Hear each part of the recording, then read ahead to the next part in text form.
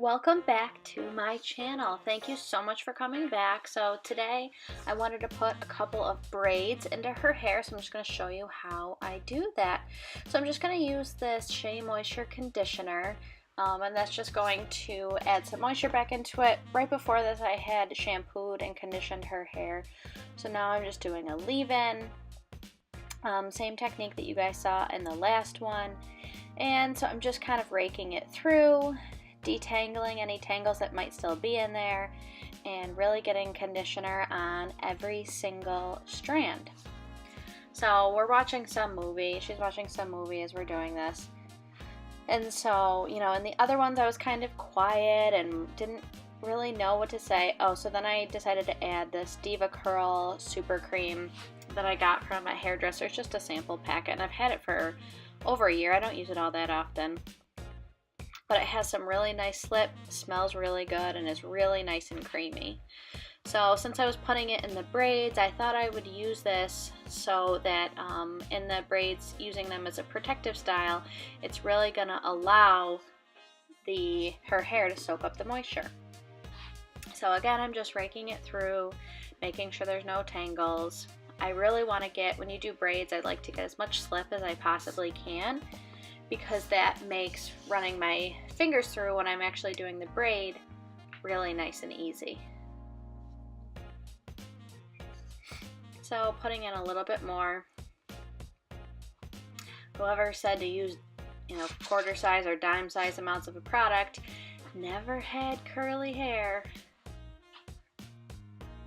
So now I have my rat tail comb, and I'm just going to use that, and I stand up just to get better leverage, and I'm just making a really nice straight part. So I just use the rat tail end of it and go down from her forehead all the way to the nape of her neck, and there's a little divot so that I am relatively even.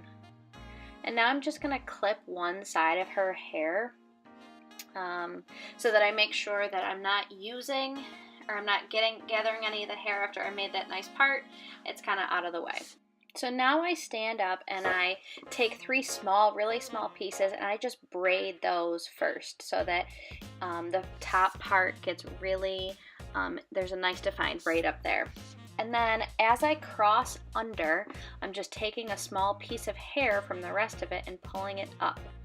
And I make sure to get the rest of the hair out from the braid. And so again, I'm just kind of going under, and this takes practice, guys. You just have to practice. There are so many times where I have messed up braids, and I have spent, you know, probably 20 minutes doing a braid and then taking it out. So really, it looks like it's really easy for me, but that's because I've spent hours on just practicing braids.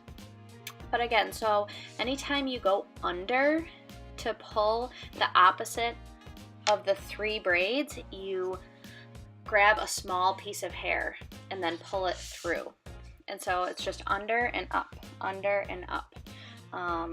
And what I'll try to do a video from like behind her head, and I'm gonna get some better lighting too so you guys can see everything, but it's really, you have the three strands and you go across, and as you go to pull that opposite strand through, you just grab a small piece of hair, and that creates that nice pattern, and really gathering all of her hair. And then the ends, you know, you just keep that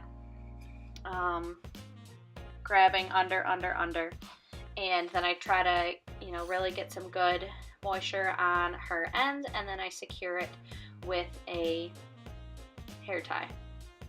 So now I'm going to unclip the other side. Sometimes this side might have gotten dried out, so you can I'll add a little bit of oil or another product so that I really get that slip again, because that is really key. You know, you can't really braid when her hair is dry.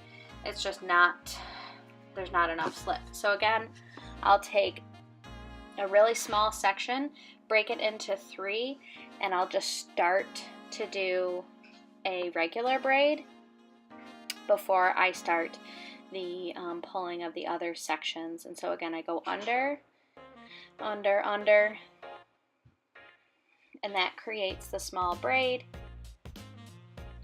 and then I'll start to pull. So as I go under, I'll take a small piece of hair. So I'll just repeat this, and you'll kind of get a feel for holding the hair in your hand, because then you see how I use my middle finger to kind of pull it up, and then you just kind of make sure you have a good grip, pull up, then you hold on to it and make sure that none of the, must have been a scary part in the movie. I think we were watching Mulan, I don't know. I guess there's some scary parts in Mulan, but you make sure that the hair is separate from the rest of her hair.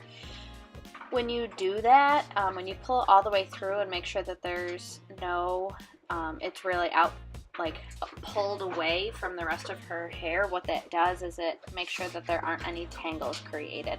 Another reason why you really want to make sure it has some good product in it. And you know, you're just kind of working your way down her head. Sometimes I like to check to make sure that it's in line with the other braid. You know, you can kind of get a feel. If you start to pull one to one side or the other, then the braids aren't going to look even. They're not going to go down the same part of the head.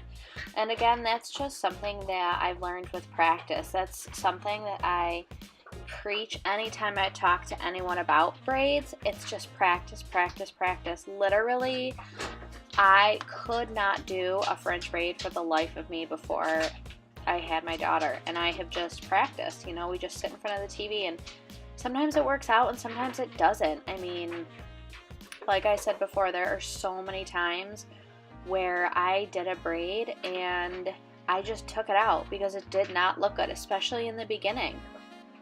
But I just use it as, it's just like anything else. It's a skill that you just practice and you get a feel for. And the more you practice, the better you get at it. Sorry if it was a little noisy in the background. It's dinner time at my house and my dogs were eating, and there's 300 pounds of dogs, so it gets a little noisy. But like I was saying, practice makes perfect. And you're just going under the braid, pulling across and grabbing a little bit of hair. You will really get a feel for it. If at any point it gets a little dry, you can add a little bit of oil to your hand again, and that just helps create slip so you're not creating any knots. Some of the reasons I like to do braids are for protective styles. So if she's going in the water, or we're going outside, or we're going to the beach, things like that, protective styles, just like the name suggests, protect her hair from the outside elements. I'm just wrapping her hair around my finger so that it's nice and tight and sealed so that I can put a rubber band on it. So we're going to Florida in April, and so I'll have her hair in braids most of the time because I want to protect it from the chlorine, from the salt water, from the sand. You know, when we do swim lessons, that's kind of what I do. So that's how they ended up. You know, she really likes her hair in braids. It's a nice way also to keep her hair out of her face. And I will take some extra video to show you guys what it looks like closer up and with a little bit better lighting. But that's how I got my two braids.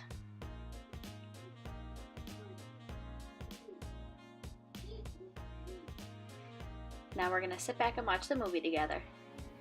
So this is a little bit, it's not great lighting, but it's a little bit closer so you guys can see what the braids look like. Her hair is so long. It's crazy when they're in the braids. You can really see how long it is. But yeah, I think they come together really nice. It's nice to have the separation of using the rat tail comb. Thank you guys so much for watching, and I'll see you guys again soon.